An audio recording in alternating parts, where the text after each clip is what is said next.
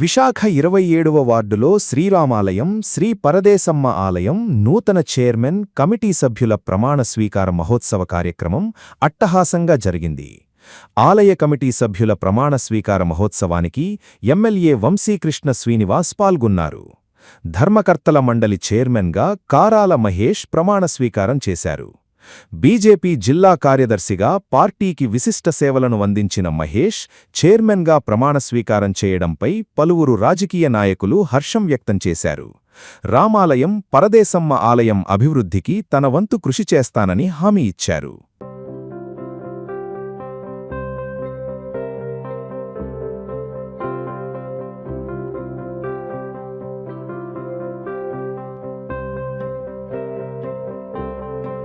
నేను భారతీయ జనతా పార్టీ జిల్లా సెక్రటరీని, నేను సీనియర్ కార్యకర్తని. పార్టీ జిల్లా నుంచి నా పేరు ప్రకటించారు. రామాలయం చైర్మన్ గా 27వ వార్డు రామాలయం చైర్మన్ గా ఇవ్వాలని. దానికి మా పార్టీ నుంచి కోటం వాళ్ళు పంపిస్తే దానికి ఎమ్మెల్యే గారు కూడా సానుకూలంగా నాకు స్పందించి ఈరోజు రామాలయం స్థానికులు రామాలయం గుడిలోని నాకు చైర్మన్ గా ఇచ్చారు.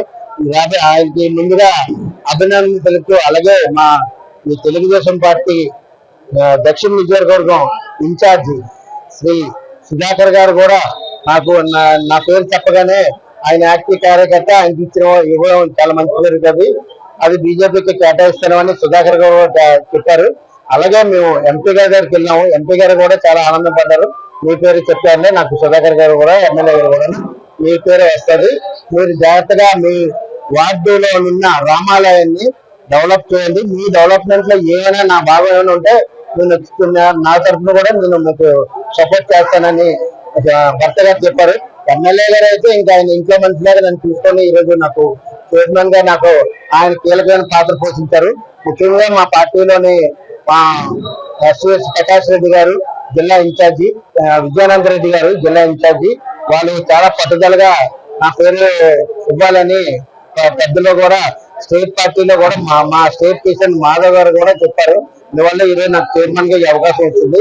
ఈ రోజు నుంచి కూడా ఈ రామాలయం సన్నిధిలో ఉండి నేను చెప్తున్నాను, ఏ మాత్రం కూడా ఎక్కడా కూడా నేనేం పొరపాటు చేయకుండా నేను రాబోయే రోజుల్లోనే ఈ గుడి డెవలప్మెంట్ కి ముందుగా మా సభ్యులందరినీ కలుపుకొని దగ్గరుండి నేను పనిచేస్తానని మీ అందరూ సాక్షిగా, మీ అందరి సమస్యల దేవుడి సాక్షిగా నేను తెలియజేస్తున్నాను.